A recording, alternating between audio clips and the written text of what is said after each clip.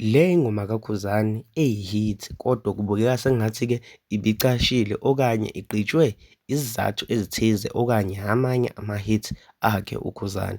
Le ngoma-ke ngiyizwe nje kahle kahle ey'nsukwini ezedlulile, bengizitshela ukuthi ingoma entsha-ke esanda kuphuma kanti cha, ingoma nje endala ekade yaphuma. Kahle kahle bengizitshela ukuthi ingoma azoyikhipha mhlawumbe ubesicazela umucu wayo.